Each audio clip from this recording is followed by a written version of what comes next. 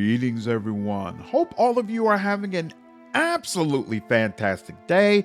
Let me make something clear right up front, because I know the title of this video could be interpreted multiple ways.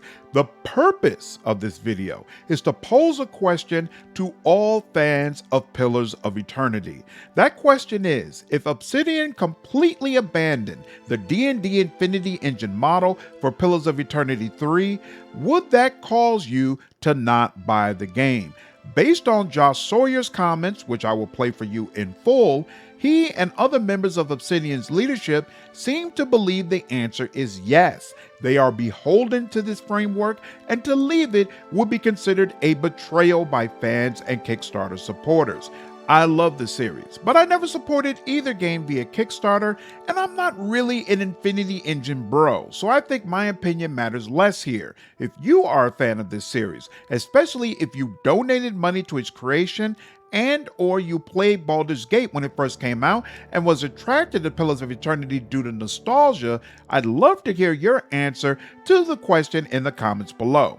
Alright, let's set the stage. Last month, PC Gamer did a podcast with heavy hitter developers to talk about game development. It included Mike Laidlaw, Powell Sasko, Strix Beltran, Liz Moberly, and of course, Josh Sawyer. This group is responsible for games like Cyberpunk 2077, Dragon Age, Witcher 3, Mass Effect, State of Decay 2, Singularity, Pillars of Eternity, and so on and so forth. I'll leave a link to the podcast in the comments below and highly recommend you check it out because the 80-minute dialogue is fantastic. During this podcast, there was a conversation about artistic integrity in video games and how outside pressures can sometimes compromise the art. Josh Sawyer chimed in and said that using Kickstarter as a means to fund Pillars of Eternity compromised what he was able to do with the series from a creative standpoint. And to be honest, despite saying he is proud of the games, it sounds like he found the results to be underwhelming. I want to make sure there are no misunderstandings, so I'll let his comments play in full, and then I'll come back with my own thoughts. I've been playing D&D since 1985 and other tabletop role-playing games along the way.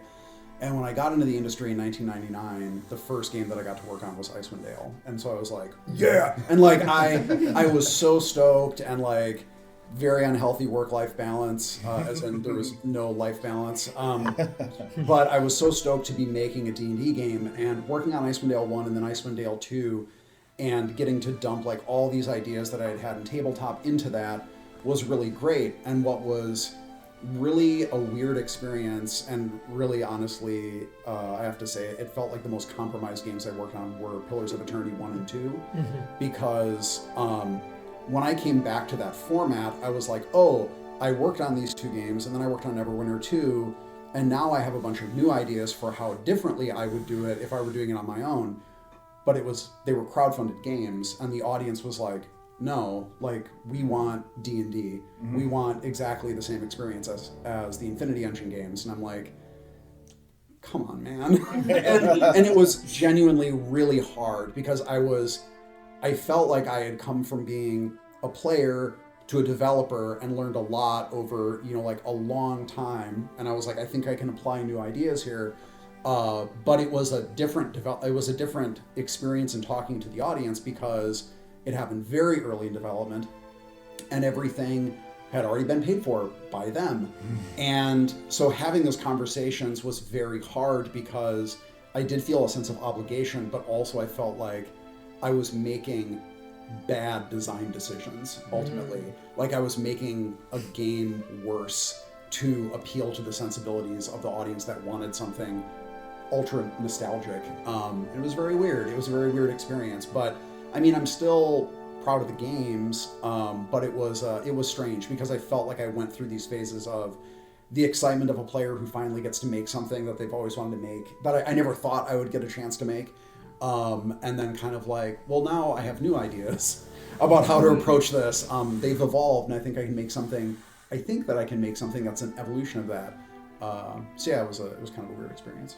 Wild, right? So basically, from Obsidian's standpoint, the real draw of Pillars of Eternity is that gamers who loved Icewind Dale and Baldur's Gate could have a more current version of that gameplay. I don't disagree that originally this was the draw, and many people consider Pillars of Eternity to be the closest thing we have to a true Baldur's Gate 2 successor. The question now becomes, is that still all Pillars of Eternity is, or has the series done enough to stand on its own? My answer, for what it's worth, is that I really want to play a game that Josh Sawyer believes fully takes into account his knowledge and experiences working on Icewind Dale. If he truly believes there's a system that heavily evolves and improves upon what the Infinity Engine games used to do, that sounds like a classic CRPG in the making. It's absolutely true when Pillars of Eternity first launched that it needed to lean on nostalgia. In my opinion, that is no longer the case, and fans want Pillars of Eternity 3 because we love the series and want to see the story completed properly, not because we are looking for one more game that reminds us of Baldur's Gate 2. I find it especially ironic that Obsidian appears very hesitant about leaving the Infinity Engine model for the Pillars of Eternity series, while Larian Studios had no problems chucking that to the side for Baldur's Gate 3. At the end of the day, if the game is great, nobody is going to care.